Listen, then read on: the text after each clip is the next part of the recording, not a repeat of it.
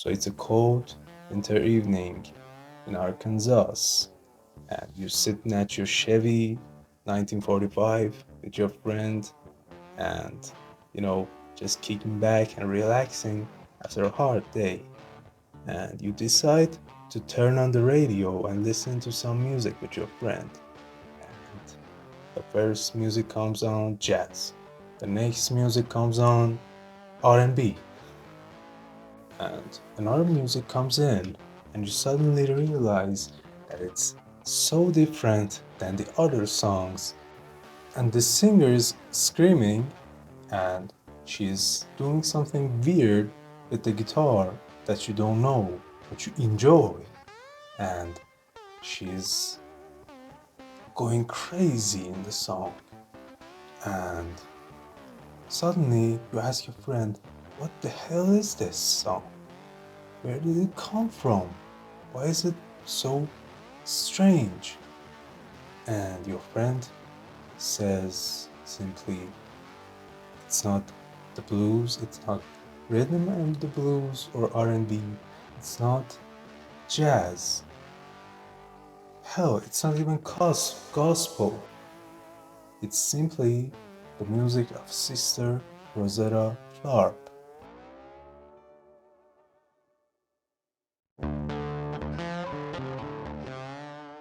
So, welcome to the channel. I hope you're having a nice day, nice night, nice evening, a nice noon, a nice afternoon, whatever. So this is the second video, and I'm going to tell you what I've learned about rock history. And this is the distortion part, as I've said in the past.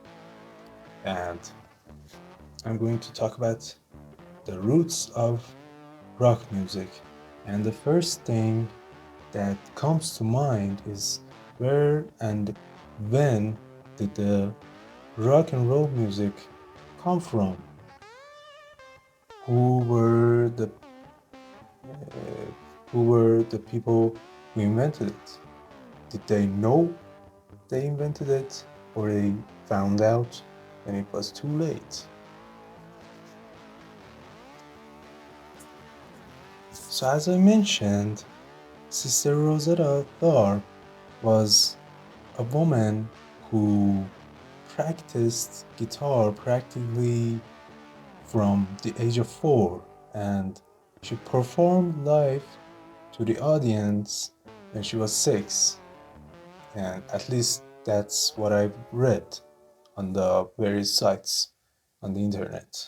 And I don't know if I can trust that, but that's what I learned about Sister Rosetta Tharpe. So she was singing the gospel, and I don't know why, but she decided to play in front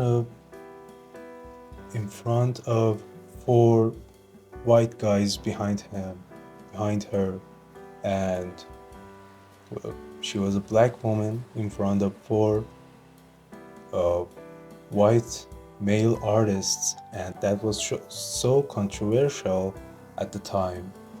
And somehow, even she decided to use sexual phrases and mocking language in her songs. And it's so fascinating because at that time the black community was uh, so badly treated, and she was so strong. I don't know, that's getting kind of boring.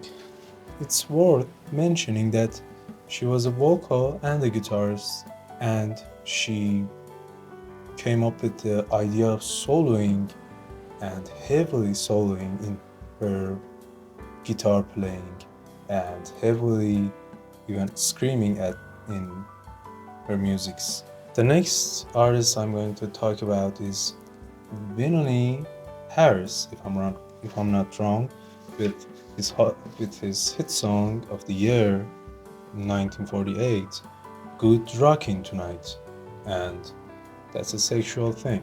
That's a sexual title for a song, and as I mentioned, They didn't even know they are inventing a new genre. It's simply jump blues, and the Sister Rosetta Tharpe thing was just gospel at the time, officially. And next one in the history timeline is going to be the LP thing.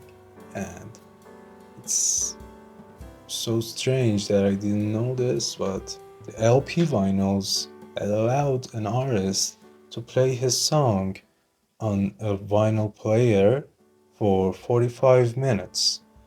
And that's something that didn't exist, I don't know, but that's what the site said.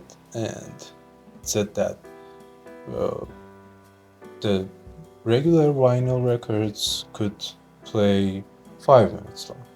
The next hit song is Rock a While by Gory Carter, an artist who was a guitar player also, and he was from Houston, Texas. And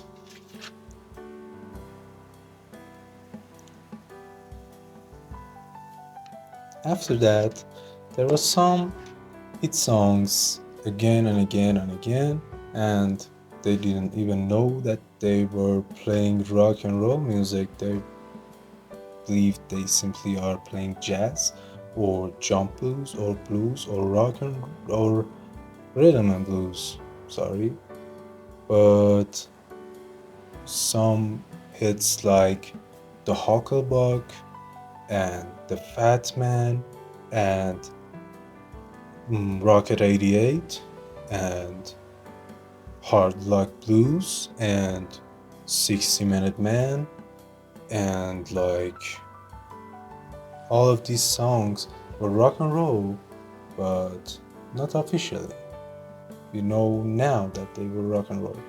These artists played different instruments, and for example, one of them was a pianist, one of them was a saxophonist, one of them was just a vocal, one of them was playing guitar, or one of them was just simply a writer. Didn't matter. And they were all around the country. Like, they were in New York City, they were in Louisiana, they were in New Orleans, they were in Texas, they were in even Memphis, Tennessee. And after all these hit songs, two guitars were thrown in the market. And these two guitars were Telecaster and Les Paul. By Les Paul, and Telecaster was from Fender company. And these were the guitars that rockers use to rock, simply. And after all of this, a person named Alan Freed, who was running a radio show called Moondog Show, if I'm not wrong, in Cleveland, Ohio, and in the radio station WJW, and he noticed that all of these songs have something in common. They have rock and roll. And he simply, after that, called these kind of songs rock and roll.